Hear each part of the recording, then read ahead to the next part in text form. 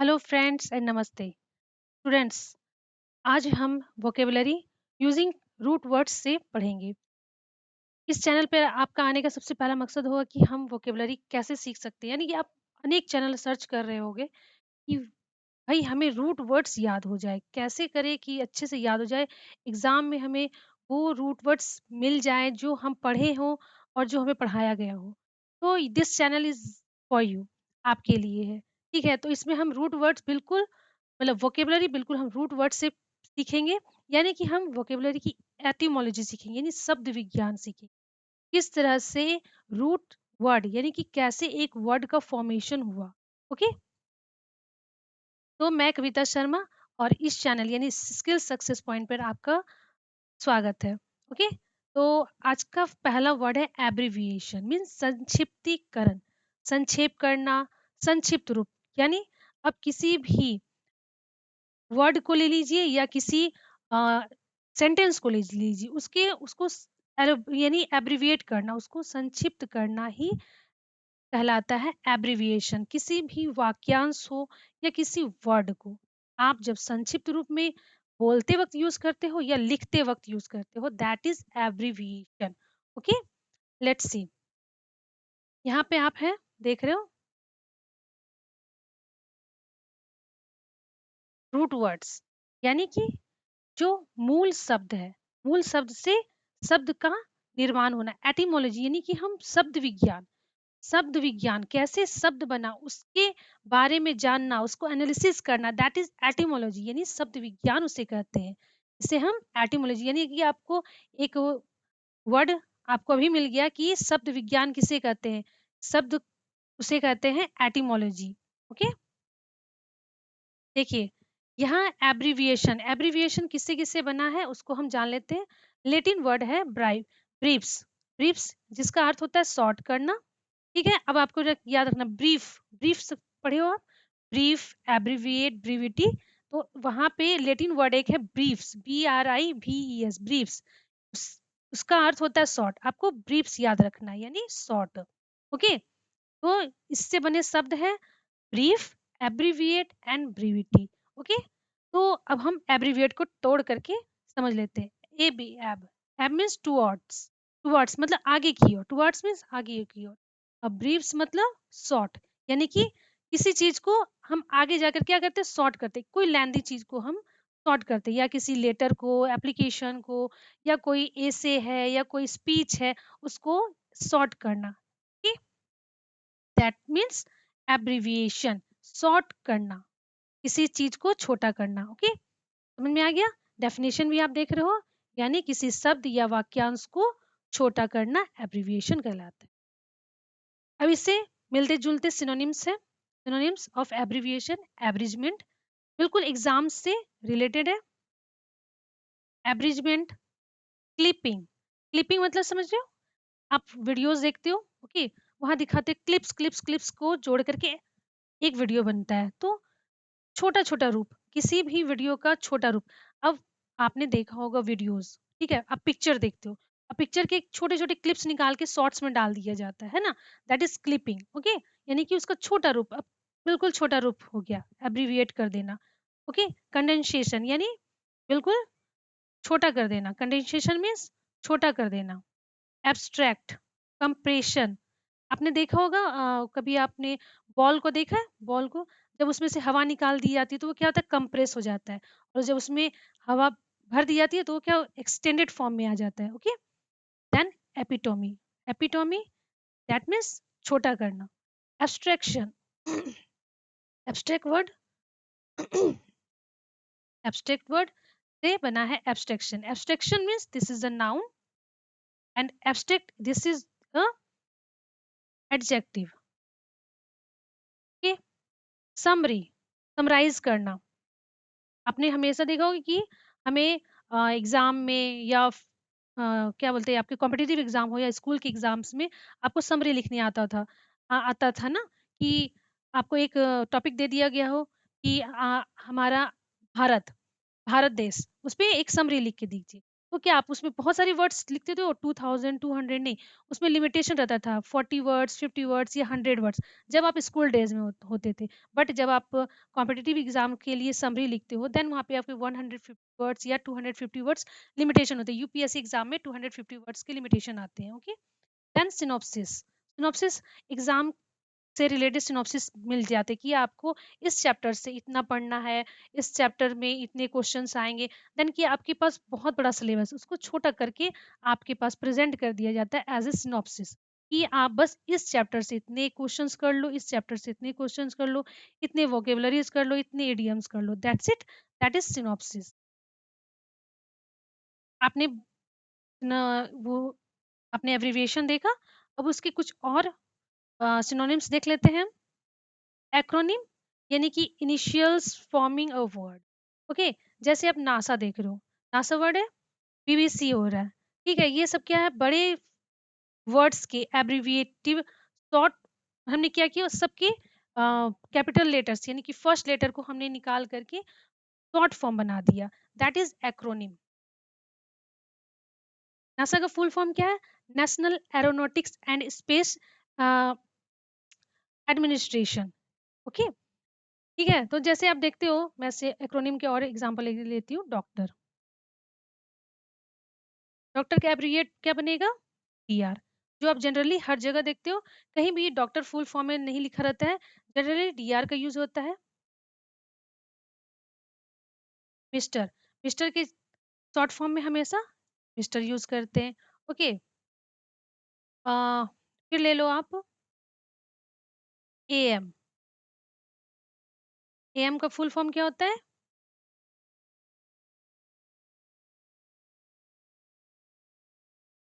Meridiem, होता है ना। तो ये सारे क्या है, एक्रोनिम्स है, यानी एब्रिविएशन है, शॉर्ट फॉर्म है। ओके, शॉर्ट फॉर्म है, इनिशियलिज्म है, शुरुआत के अक्षरों से बना हुआ रूप। बीबीसी, ओके, बीबीसी क्या है, नासा, नासा है ना। नासा क्या है, national aeronautics space administration, administration. Okay, तो ये क्या है, फुल फॉर्म का शॉर्ट किया हुआ रूप है, यानी एब्रिविएट कर दिया गया है। ओके, हम हर जगह तो बोलते नहीं फिरेंगे नेशनल एरोनॉटिक्स स्पेस एडमिनिस्ट्रेशन, नहीं, नासा, इसरो। ओके, तो ये सारे एब्रिविएट्स है, हम शॉर्ट फॉर्म यूज करते हैं आजकल। व्हाट्सएप पे जब मैसेज करते हैं तो बिकॉज को बी क्या लिख देते हैं आप लोग, बी वाई एस ऐसे करते हैं ना, बिकॉज या बी, आई डोंट नो कैसे लिखते हो, पर बिकॉज एज शॉर्ट फॉर्म में लिख देते हैं। ओके, कॉन्ट्रैक्टेड फॉर्म, संक्षिप्त किया गया रूप, बिल्कुल संक्षिप्त किया गया रूप। कंडेंसेशन यानी छोटा किया गया रूप, कंडेंसेशन छोटा किया गया रूप। ब्रीफ फॉर्म, ब्रीफ फॉर्म, अब लेटर आपको एसी मिल जाता है, आपको एसी की टॉपिक मिल गई है। ठीक है, आवर नेशन, आपको लिमिटेशन मिल जाता है 250 वर्ड। ओके, यही क्या है, ब्रीफ फॉर्म। अब आपको यहाँ पे आपके पास अगर लिमिटेशन ना दो, नहीं दिया जाए, तो आप कितने भी वर्ड्स लिख सकते हो, चाहे 50 वर्ड्स ही लिख सकते हो। आपके 50 वर्ड्स में ही आवर नेशन पे आप कंप्लीट सोचते हो कि कंप्लीट मेरा हो गया, इस पे पूरा मैंने लिख दिया। ओके, बट कभी होता है कि आप 500 वर्ड भी जा सकते हो, कभी 600 वर्ड भी जा सकते हो। ये सब आप पे डिपेंड करता है, बट हमें यहाँ पे लिमिटेशन दे दिया जाता है कि ब्रीफ फॉर्म में आप लिखिए। ओके, ब्रीफ फॉर्म यानी संक्षिप्त रूप में लिखिए। सिंबल, प्रतीक के रूप में लिखिए। ओके, सिंबल के रूप में, प्रतीक के रूप में लिखिए। जैसे बता दिया ना मैं, और हम ले ले अगर एग्जांपल, हाँ, पीएम का लिख ले, प्राइम मेरिडियन, है ना। पीएम ये भी तो सिंबल है, पीएम, अगर इसको हम ऐसे, PM, prime meridian,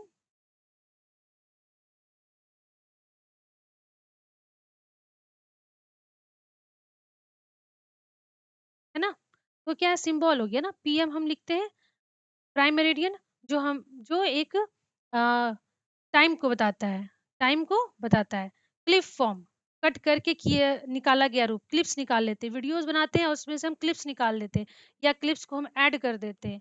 short hand, अब आप बहुत सारे न्यूज़पेपर राइटर्स हैं, ठीक है, वो क्या करते हैं, उन्हें जब न्यूज़ लिखना होता तो थोड़े ना वो इस जो पॉलिटिशियन है उसके स्पीच को आपकी हिंदी लैंग्वेज में या इंग्लिश लैंग्वेज में लिख रहे हो तो नहीं, वो शॉर्ट हैंड का यूज़ करते हैं।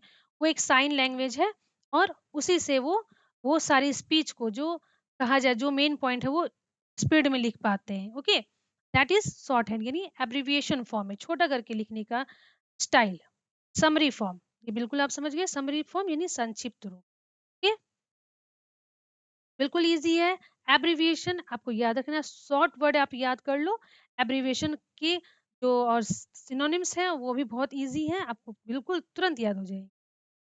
अब एंटोनिम्स ऑफ एब्रिविएशन, जहाँ आप हर चीज़ को संक्षिप्त कर रहे थे, क्या कर रहे थे? छोटा कर रहे थे। अब वहीं पे हम सब चीज़ को बड़ा करेंगे, एक्सटेंड करेंगे, एक्सपेंशन करेंगे। ओके, ओके, जैसे एक्सपेंशन।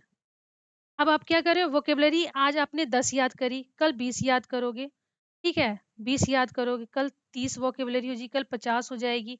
ऐसे ही करते-करते आपके पास हज़ार वोकेबलरी का कलेक्शन हो जाएगा, ठीक है? आपकी डिक्शनरी एक बन जाएगी।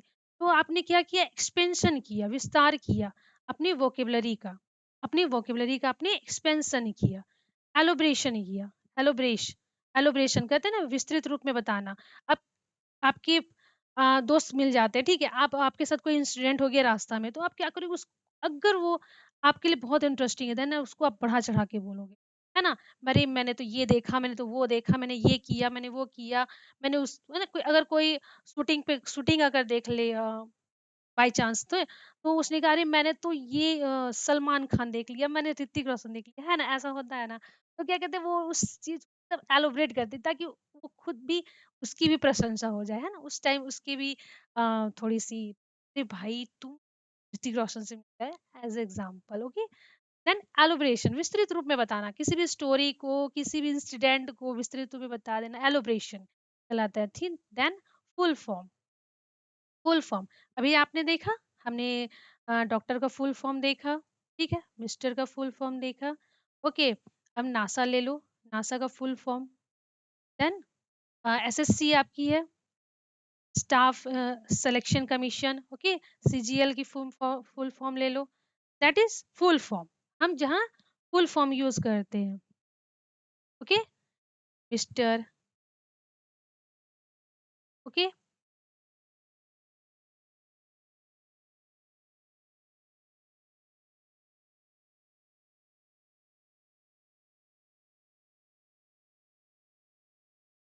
Okay, that is full form. Okay, full form यानी एलोबरेट करके, एक्सपेंशन करके बताना, लिखना, दैट इज क्या हो गया? एलोब्रेशन, एब्रिविएशन। लेंथनिंग, लंबा बनाना किसी चीज को, लंबा बनाना, किसी स्टोरी को लंबा बना देना। कंप्लीट टर्म, कंप्लीट टर्म, संपूर्ण शब्द, ओके। दैट इज ना बताया ना, मिस्टर का full form complete term, doctor का कंप्लीट टर्म ओ सी, हो गया ना? ये डिटेल्ड वर्जन। अनएब्रिज्ड, एब्रिज्ड मतलब हो गया शॉर्ट करना, अब उसमें हमने अन लगा दिया, देन दैट इज अनएब्रिज्ड फॉर्म, यानी बिना कटा हुआ रूप, बिना संक्षिप्त किया हुआ रूप, विस्तृत रूप। एम्प्लीफिकेशन, विस्तार करके बताना, एम्प्लीफिकेशन यानी विस्तार करके बताना, ओके। एक्सटेंडेड फॉर्म, ये तो आपके बहुत डे टू डे लाइफ के वर्ड्स है, ओके। फिर होल एक्सप्रेशन आप क्या करते हो? होल एक्सप्रेशन देते हो। आपको स्पीच में आपको होल एक्सप्रेशन के साथ स्पीच देना होता है किसी भी सब्जेक्ट को लेकर के, ताकि आप अपने वक्तव्य को सामने वाले को समझा सके, आप अपने जो थॉट है, जो आपकी विचार है, उसको आप सामने वाले को, that is expansion, whole expression, okay. That यहाँ पे आपके एब्रिविएशन के हमने सिनोनिम और एंटोनिम हो गए, रूट वर्ड्स भी हमने सीख लिया, ओके। नेक्स्ट वर्ड पे हम चलते हैं, that is harmony. Harmony is noun, harmony एक नाउन है, ठीक है? Noun, okay. यानी कि ये एक एब्स्ट्रैक्ट नाउन है, आप इसको आप देख नहीं सकते, इसको आप टच नहीं कर सकते, ये एक एब्स्ट्रैक्ट नाउन है जिसका मतलब होता है मेल जोल, सामंजस्य, तालमेल, सद्भाव, ओके। अभी हम में तालमेल है, जब तक एक स्टूडेंट और एक टीचर में तालमेल, सामंजस्य नहीं हो, वे एक सिलेबस को खत्म नहीं कर सकते। टीचर स्टूडेंट को पढ़ा नहीं सकता है और स्टूडेंट पढ़ नहीं सकते, क्योंकि जब तक टीचर स्टूडेंट में तालमेल नहीं हो, सामंजस्य नहीं हो, वो एक दूसरे को नहीं समझेंगे, वे जो उनकी एम है, लक्ष्य को वो नहीं पा सकेंगे। यहाँ सबसे पहली ज़रूरत है हार्मनी की, ओके? तालमेल की, ओके? तो नेक्स्ट है, हम यहाँ रूट वर्ड ले लेते हैं। रूट वर्ड उत्पत्ति, यानी कि जो मूल शब्द है, और डेरिवेशन यानी उत्पत्ति, यानी कि हार्मनी शब्द की उत्पत्ति कैसे हुई, ओके? तो ग्रीक वर्ड हार्मोनिया, हार्मोनिया इससे बना है हार्मनी। तो हार्मोनिया का मतलब क्या होता है? जॉइंट करना, एग्रीमेंट करना, फिटिंग टुगेदर, यानी कि जहाँ पे लोग मिल करके काम करेंगे, सहमति से काम करेंगे, ओके? यूनिटी में रहेंगे। वहाँ वहीं से बना हारमोनिया, यानी एग्रीमेंट, जॉइंट, ओके? मिलना, जहाँ पे मिलना हुआ। और उत्पत्ति हुई ड्राइव्ड फ्रॉम, यानी उत्पत्ति हुई किससे? हार्मस से, जिसका मतलब joint connection, okay? Very easy. तो हार्मोनियस, हार्मोनाइज और डिसहार्मनी, ये तो एंटोनिम है। अब देखिए, आई ओ यू एस जहाँ रहे, दैट इज एडजेक्टिव, ये एडजेक्टिव हो गया। हार्मोनाइज यानी तालमेल बनाना, दिस इज वर्ब। बनाना, जहां भी बनाना, यानी कि जहां भी वर्क का काम हो जाए, that is it is verb, okay? And this is antonym, okay? तो सिनोनिम्स ऑफ हार्मनी पढ़ेंगे हम। Accord, accord means perfect agreement, जहां बहुत सहमति हो, सहमति, सहमति का होना, सहमति का होना, that is accord. Accord means perfect agreement, सहमति का होना। द टू नेशंस, एग्जाम्पल से हम समझ लेते हैं और मेमोराइज भी कर लेंगे हम, ओके? जब भी दो नेशन किसी चीज को लेकर साइन करते हैं, एग्रीमेंट करते हैं, तो उनकी पहले तो उनमें क्या होती है? आपसी सहमति होती है। तब ही दो नेशन किसी भी अकॉर्ड को लेकर, किसी भी चीज को लेके, चाहे उनके बीच ट्रेड हो या फिर कोई भी चाहे उनकी सीमा से रिलेटेड कोई भी चीज हो, उससे वो पहले सहमति बनाते हैं, ठीक है? देन वो उस पर बने रहते हैं। तो यहाँ सबसे पहले क्या जरूरी है? अकॉर्ड, सहमति होना। तो two nations signed an accord restore peace, तो किस लिए सहमति उन्होंने बनाई? कि हम फिर से पीस बनाएंगे, शांति बनाएंगे दो देशों की। तो क्या यहाँ पे क्या जरूरी हो गई? सहमति, सहमति होना, ओके? जब तक दो देशों में सहमति नहीं होगी, जैसे आप पड़ोसी को मान लो, क्या दो पड़ोसी एक दूसरे के साथ बिना अकॉर्ड, सहमति के, तालमेल के एक दूसरे से साथ प्रेम भाव से रह सकते हैं? नहीं, बिल्कुल नहीं रह सकते, जब तक उनमें सहमति ना हो, ओके? आस पड़ोस वाला अगर में सहमति नहीं, तो क्या होता है? हमेशा बात बात पे झगड़ते रहते हैं। अगर उनके घर का कभी कपड़ा आपके घर पे गिर गया, तो क्या करोगे? आप विद्रोह कर दोगे, है ना? हो गया, है ना? लेकिन अगर आप में सहमति है, तो आप चुपचाप जाके उनके घर का कुछ भी अगर सामान आपके घर में बाई चांस आ गया, तो प्यार से आप ले जाके दे कर आओगे। क्यों? बिकॉज ऑफ अकॉर्ड, सहमति, हार्मनी, ओके? तो नेक्स्ट है यूनिटी। यूनिटी मीन्स वननेस इन पर्पस, जहां आपका पर्पस सिर्फ एक है कि यूनिटी होनी चाहिए, एकता होनी चाहिए। तो नेशनल यूनिटी, तो नेशनल, जहां राष्ट्रीय एकता सबसे ज्यादा जरूरी है। कहाँ जरूरी है? इकोनॉमिक डेवलपमेंट के लिए। जब तक हर बंदा एक दूसरे की इकोनॉमिक डेवलपमेंट में हेल्प नहीं करेगा, तो एक देश कभी भी रेज नहीं कर सकता। तो हमारे लिए यूनिटी सबसे इंपॉर्टेंट है, यानी कि एकता। क्या जरूरी है? एकता, ठीक है? नेक्स्ट है कॉन्कर्ड। कॉन्कर्ड फॉर्मल एग्रीमेंट, यहाँ हमारी क्या जरूरी है? बिल्कुल औपचारिक सहमति, औपचारिक सहमति जहाँ पे होगी, ओके? तो द रिपोर्ट सजेस्टेड, अब ये कहाँ पे यूज हो सकता है ये वर्ड? हम ये पॉलिटिकल जगह पे यूज कर सकते हैं, जैसे ऑफिस वगैरह में हम ये वर्ड यूज कर। कॉन्कर्ड, तो ये वर्ड जो कॉन्कर्ड है, ये ज्यादातर ऑफिशियल वर्ड है, ठीक है? फॉर्मल एग्रीमेंट जहाँ पे, ठीक है? औपचारिक सहमति, ठीक? तो द रिपोर्ट सजेस्टेड, हाँ, the report suggested promoting social concord among communities. तो ये रिपोर्ट बता रही है कि जो हमें क्या करना है? सोशल प्रमोट करना है हमें सोशल कॉन्कर्ड को, क्या सामाजिक सहमति को अमोंग कम्युनिटीज, मतलब कि समूहों में, ग्रुपों में हमें सामाजिक सहमति को प्रमोट करना है, ये रिपोर्ट बता रहा है। देन है सिंक्रोनाइजेशन।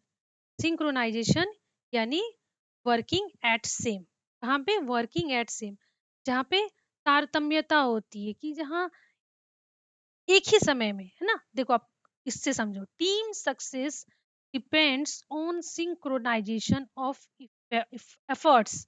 ठीक है, तो टीम सक्सेस कब पाती है, जब एक टीम एट ए टाइम मिलकर काम करती है, क्या करती है, मिलकर काम करती है, तो वहां पे जो लगाया गया एफर्ट है वहां पे सक्सेस हो आती है, मिलती है, सक्सेस मिलती है। जैसे आप टीम इंडिया को ले लो, क्रिकेट टीम को ले लो या खो खो टीम को ले लो। ठीक है, इस बार हमारी kho kho team first time, मतलब कि फर्स्ट टाइम हमारे खो खो टीम को नेशनल लेवल पे खेला गया और हमारी इंडिया जीती भी थी, एज यू नो। ठीक है, तो वो एक टीम है, तो वहाँ पे वर्किंग एट सेम हो रहा है, यानी सभी एक साथ मिलकर एट ए टाइम पूरी एफर्ट लगा के काम कर रहे हैं, खेल रहे हैं। क्यों? क्योंकि जब तक वो सब मिलकर आपसी सहमति से नहीं खेलेंगे, तो टीम कभी भी सक्सेस नहीं पाए। टीम सक्सेस होने का एक ही वजह है कि वहाँ पे सिंक्रोनाइजेशन है, क्या है, आपसी सहमति है, तालमेल है। ठीक है, तालमेल है, ओके, यूनिटी है। इस कारण वहां पे जो एफर्ट लगाया गया, जिस कारण टीम जीत गई। ओके, तो सिंक्रोनाइजेशन मीन्स जहाँ पे यूनिटी है, तालमेल है, वर्किंग एट सेम, जहाँ हम एक साथ मिलकर काम। ओके, नेक्स्ट है कॉम्पैटिबिलिटी, यानी एबिलिटी टू वर्क टुगेदर। अब बोले ना कि जब तक 10 लोगों का जो दिमाग है एक साथ मिलकर काम करने के लिए एक समय पर तैयार ना हो, तब तक वो वर्क कभी भी सक्सेस नहीं हो सकती। तो ये जो ना एक साथ काम करने की जो चाहत है, सोच है, वो लाना भी बहुत ज़रूरी है। जिस तरह से लोग आज हर जगह डिबेट कर बैठते हैं ना, तो वहाँ पे ये जो कैपेबिलिटी है ना, कैपेटिबिलिटी लाना बहुत इम्पोर्टेंट है, ताकि जो वर्क है एक साथ करने की, वो हमें आ सके। ओके, तो द सॉफ्टवेयर लैक्स, अब देखो सॉफ्टवेयर में भी लैक्स आ गया, क्यों? क्योंकि कॉम्पेटिबिलिटी नहीं थी विथ ओल्डर सिस्टम। जो ओल्डर सिस्टम थे ना पहले के कंप्यूटर्स के, तो उनमें कॉम्पेटिबिलिटी नहीं थी। ओके, साथ में जो सॉफ्टवेयर है उनमें साथ में काम करने की कॉम्पेटिबिलिटी नहीं थी। ओके, कि वो साथ में एक साथ मिलकर काम करे। ओके, लेकिन क्या लाना है हमको यहाँ पे, लैक नहीं लाना है हमको, कॉम्पेटिबिलिटी लाना है, कि एबिलिटी टू वर्क टुगेदर, ताकि हम साथ में काम। ओके, कॉम्पेटिबिलिटी समझ में आ गया आपको। नेक्स्ट है Amity, friendly relations. Friendly relation, आपने एमिटी का नाम बहुत बार सुना होगा, एमिटी यूनिवर्सिटी। तो आपने कभी ये जानने की कोशिश नहीं की होगी Amity means, that is friendly relations. तो फ्रेंडली रिलेशन मतलब बिटवीन स्टूडेंट्स एंड टीचर्स,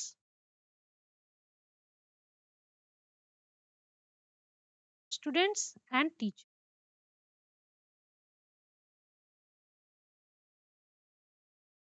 तो जब तक स्टूडेंट्स और टीचर्स में फ्रेंडली रिलेशन नहीं होगा, देन हाउ दे लर्न, और स्टूडेंट पढ़ेंगे कैसे और टीचर पढ़ाएंगे कैसे, ये क्वेश्चन है ना, कि टीचर पढ़ेंगे कैसे और स्टूडेंट पढ़ाएगा कैसे, सॉरी, स्टूडेंट पढ़ेंगे कैसे और टीचर पढ़ाएंगे कैसे। ओके, तो ये फ्रेंडली रिलेशन है। ओके, तो यहाँ पे एमिटी क्या होगी, एक साथ मिल करके किसी भी चीज पे वर्क करना। ओके, स्टडी पे, जैसे हम स्टडी हम कैसे कर सकते हैं, जहाँ कोऑर्डिनेशन होगा, फ्रेंडली रिलेशन होगी, एमिटी होगी, देन आप वहां पे सक्सेस पाओगे। ओके, देन है the treaty aimed to stable क्या स्टेब्लिश लॉन्ग टर्म एमिटी में आ गया। उसके बाद है सॉलिडेरिटी, यानी कि collective support. Solidarity means collective support, बस वही है कि workers showed solidarity during the protest.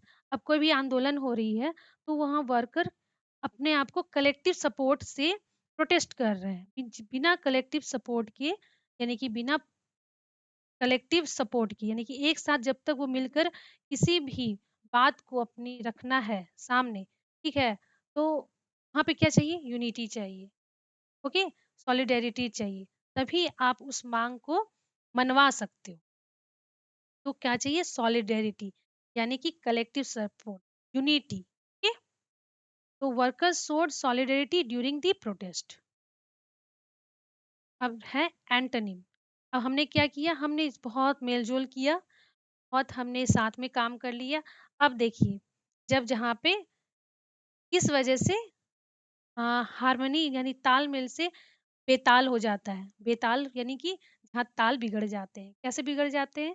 तो देखिए कॉन्फ्लिक्ट्स, कहाँ कॉन्फ्लिक्ट होते हैं, यानी कि क्लैश और डिसएग्रीमेंट। जहाँ पे डिसएग्रीमेंट हो गया, ओके? अब देख लो आप, मैंने टीम की बात की थी ना, अब एक टीम में अगर कोई कप्तान की बात ना माने, ठीक है? कप्तान की बात ना माने, सब प्लेयर अपनी-अपनी मनमानी करें, ओके? सभी प्लेयर्स अपनी-अपनी मनमानी करें, तो वहाँ पे क्या होगी? कॉन्फ्लिक्ट होगी, वहाँ कॉन्फ्लिक्ट होगी, डिसएग्रीमेंट होगी और वो टीम कभी भी सक्सेस नहीं पा सकती है। कभी भी टीम सक्सेस नहीं पा सकती है। तो कॉन्फ्लिक्ट से ही, कॉन्फ्लिक्ट मीन्स क्लेश और डिसएग्रीमेंट आती है। कॉन्फ्लिक्ट यानी जहाँ पे आपसी सहमति ना हो, असहमति हो, असहमति, असहमति होना, विवाद होना, विवाद होना, विवाद होना, इसी को कहते हैं कॉन्फ्लिक्ट। चेओस यानी डिसऑर्डर, कंफ्यूजन, ओके? अब आप जैसे सिलेबस ले लो, सिलेबस, सिलेबस, आप जब भी सिलेबस को देखते हो ना, तो आपका सिर चकरा जाता होगा ना, कि हिंदी भी पढ़ना है, हिंदी, इंग्लिश, इंग्लिश, फिर साइंस, साइंस ले लो, फिर आपको अ, बताओ, हाँ, जीके, करंट करंट अफेयर पढ़ना है, करंट अफेयर पढ़ना है, फिर एसएसटी पढ़नी है, एसएसटी पढ़नी है, ठीक है? इसके अलावा भी इकोनॉमिक्स वगैरह जो इसके अंदर बहुत सारे रहते हैं, वो सब पढ़ने हैं। तो आप क्या होते हो? बिल्कुल कन्फ्यूज़ हो जाते हो कि किस सब्जेक्ट पे हम कितना टाइम दें, किस पे कितना टाइम नहीं दें, किस सब्जेक्ट पे मेरा कमांड कम है, किस पे ज़्यादा है। तो आप क्या हो जाते हो? बिल्कुल डिसऑर्डर में आ जाते हो। फिर आपको समझ में नहीं आता है। तो ये सब क्या है? इसे ही कहते हैं chaos, हैं? chaos यानी डिसऑर्डर यानी कन्फ्यूज़न। बट जब हम एक मैनर में चलते हैं ना, कि हमें इस सब्जेक्ट को 2 घंटे देना है, इस सब्जेक्ट को हमें 2 घंटे देना है, इसको हमें वीक में 4 दिन पढ़ना है, ओके, करंट अफेयर को डेली 30 टू 40 मिनट देना है, ओके, तो ये जब हम टाइम टेबल सेट कर लेते हैं, देन वहाँ पे जो हमारा कॉन्फ्लिक्ट है, माइंड में कन्फ्यूज़न है, माइंड में डिसऑर्डर है या चाउस है, वो खत्म हो जाता है। जैसे चाउस मीन्स क्या होता है? Chaos means disorder, confusion. अब डिस्कॉर्ड, हमने अकॉर्ड पढ़ा था ना, अकॉर्ड यानी सहमति थी, यहाँ डिस्कॉर्ड हो गया, या लेक ऑफ एग्रीमेंट, यहाँ असहमति है, किसी भी बात को लेके असहमति। घर में ही देखो, रात के खाने के बारे में अगर पूछ लो, डिनर में क्या खाना है, तो कोई बोलेंगे मुझे जैसे एग्जांपल आलू पराठा खाना है, किसी को सैंडविच खाना है, किसी को सूप पीना है। तो क्या है यहाँ पे? लैक ऑफ एग्रीमेंट है, मतलब किसी में सहमति नहीं है। कोई भी एक बंदा नहीं कहा हम मतलब कि चलो मैं आज हम सभी मिलके सूप पी लेते हैं, ओके, सैंडविच खा लेते हैं। नहीं, सबकी अलग-अलग राय है। क्या है? सबकी अलग-अलग वो है, चाहत है, सबकी अलग-अलग, सबका अलग-अलग मन है। हैं? तो यहाँ डिस्कॉर्ड है। क्या है? डिस्कॉर्ड यानी lack of agreement. Dissonance, dissonance harsh combination, okay. अब आप कहते हैं ना कि बहुत बार बहुत लोगों ने क्या हार्श कॉम्बिनेशन, जैसे रख लो, बहुत अब मतलब क्या कहते हैं ना, तीखा और मीठा का कॉम्बिनेशन कैसा हो जाता है एकदम हार्श, है ना? किसी को बहुत अच्छा लगता है तीखा, किसी को बहुत अच्छा अच्छा लगता है ना, बट उसकी जब आप कंबाइन कर दो तो वो बिल्कुल अटपटा सा स्वाद हो जाता है ना, तो इसको डिसोनेंस, हार्श कॉम्बिनेशन, कैसा कॉम्बिनेशन होता है? हार्श कॉम्बिनेशन, बिल्कुल बेमेल, बेमेल हो जाता है ना, बेमेल, बेमतलब का, है ना? बेमतलब जिसको, जहाँ कोई मेल नहीं है, कोई मेल नहीं है, मेल नहीं है ना? ऐसा हो जाता है तो डिसोनेंस, वहाँ पे डिसोनेंस, जहाँ पे कोई भी सहमति नहीं है, कहा कोई मेल नहीं है, उसे ही हम कहेंगे डिसोनेंस। अच्छा, हमने अभी पढ़ा था ना कॉम्पैटिबिलिटी, यानी कि यूनिटी, जहाँ हमने बात की यूनिटी की, सौहार्द की, तालमेल की, तो बस उससे बन गया इनकॉम्पैटिबिलिटी। हम बस वहाँ इन लगा देंगे, तो हम उसकी एंटोनिम को जान जाएंगे। Incompatibility, inability to work together, जहाँ एक साथ मिलकर हम काम नहीं कर सकते। घर में ही देख लो, भाई बहन कभी भी एक साथ मिल करके किसी भी वर्क को नहीं कर सकते, वो दोनों एक दूसरे के विद्रोही होते हैं, झगड़ा करना ही करना है। तो क्या होती है? Inability to work together, okay. Disunity, जानते हो, जहाँ पे यूनिटी नहीं हो। लैक ऑफ यूनिटी, जहाँ पे जहाँ पे सहमति नहीं है। Hostility, hostility, active dislike, okay, जहाँ की तालमेल बिल्कुल भी नहीं है, जहाँ सौहार्द बिल्कुल भी नहीं है, सौहार्द का नहीं होना, ओके, सौहार्द का नहीं होना, तालमेल नहीं होना,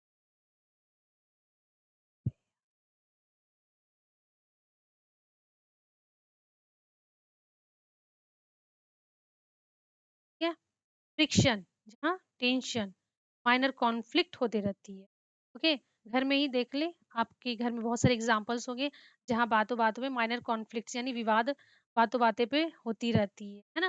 माइनर कॉन्फ्लिक्ट्स होती रहती है, टेंशन होते रहता है, दैट इज फ्रिक्शन। फ्रिक्शन आपने साइंस में पढ़ा होगा, फ्रिक्शन क्या होता है? फ्रिक्शन, फ्रिक्शन यानी टेंशन, माइनर कॉन्फ्लिक्ट। जब बारिश की बूंद है ना सरफेस पे गिरती है, तो फ्रिक्शन की वजह से ही वो कैसे बन जाती है? गोल बबल्स, गोल बन जाती है ना, दैट इज फ्रिक्शन। क्या माइनर से ही कहते हैं, फ्रिक्शन कहते हैं ना, वहां तो अलग फ्रिक्शन होता है, बट यहाँ पे फ्रिक्शन मीन्स क्या होता है? टेंशन, माइनर कॉन्फ्लिक्ट, ठीक है। तो स्टूडेंट्स, आज के लिए ये सेशन हम यहीं तक रखेंगे। आई होप कि आपको, मैं बस 2 वर्ड्स ही लेकर आई उसके सिनोनिम एंटोनिम्स के साथ। आई होप ये आप याद कर लोगे और नेक्स्ट सेशन में हम फिर से मिलेंगे। Okay, thank you and bye bye. तो बने रहिए कविता शर्मा के साथ स्किल सक्सेस पॉइंट पे। Thank you and